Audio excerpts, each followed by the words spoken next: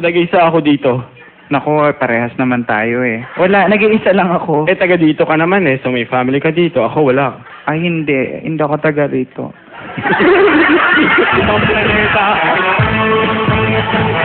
Okay! Eto, sikat na sikat mga kapamilya. Alam niyo ba, nung una lumabas to dito na Pukyaw, napaka-stand SRO ang show niya sa Metro Bar. Ganun katindi, tama ba yan? Apa, nagpapasalamat ako sa Wawawi. Wow, talaga. Ano Ayan. ba ngayon? Hindi ka Pukyaw. Ano ba ngayon? Aspu. Aspo na may nararamdaman pa rin. Ano ang nararamdaman mo? Ano ang nararamdaman mo? Tao ka pala, tao. Oo, na masaya pala. Ah, ito, maganda. Alam niyo, hindi niyo napapansin. Si Puho, may dinadala to eh. Puho, ito rin, sabihin mo sa kanila. Ito na pagkakataon, Puho.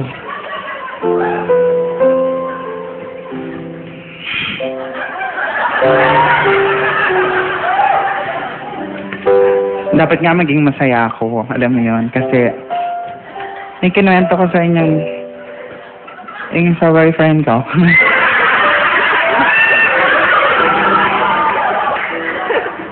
Magkabalikan na kami.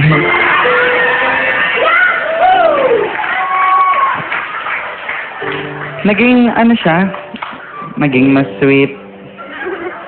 Naging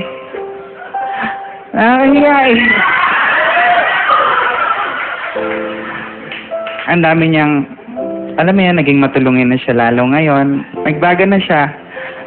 Kasi yung kapitbahay namin may poso. Mag-iigib kami, dalawa kami. Nakakatuwa kasi matulungin na siya. Katanayan nga siya yung magbobomba. Alam mo yan? Pero ako yung magbubuhat ng mga anak. Pero okay lang naman yan kasi love you too, pare.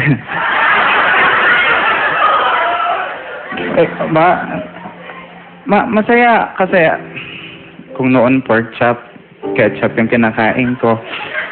Ngayon masaya na kasi beef steak na siya. Barbecue stick nga lang sa akin.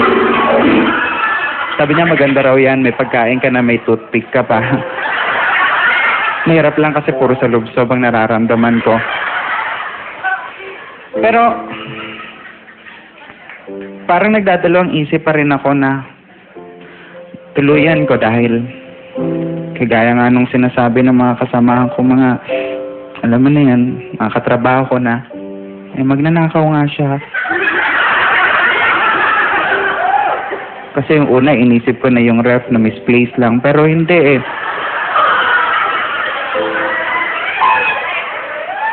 Nawala na yung TV, nawala yung aircon, electric fan, component, ibang mga appliances.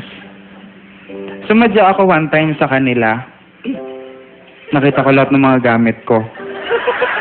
Sabi ko, ano ginagawa ng gamit ko rito?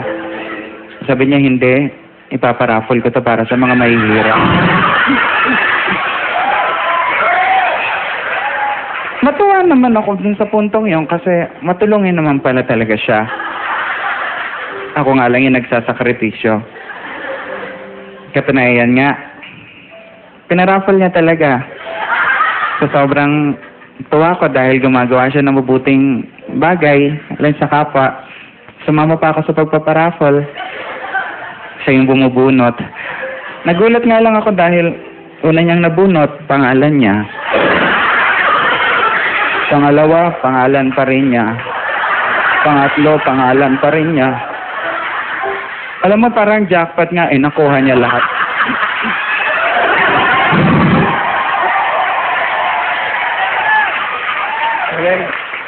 Hindi ko naman makuha ang umangal kasi valid kasi may DTI representative. At yun yung nanay niya. Kaya sabi ko, naghiwalay na tayo. Ulit. Hindi ko na kaya ang mga ginagawa mo sa akin. Sabi niya okay lang kasi ready na raw siya. Kasi kahit iwalayan ko siya, may trabaho na siyang nakita. May nakita na siya. Isang salon. Kaya pala iba yung naramdaman ko. Baklala rin ang loko. Ladies and gentlemen! Ibang klase Ito! You're the man!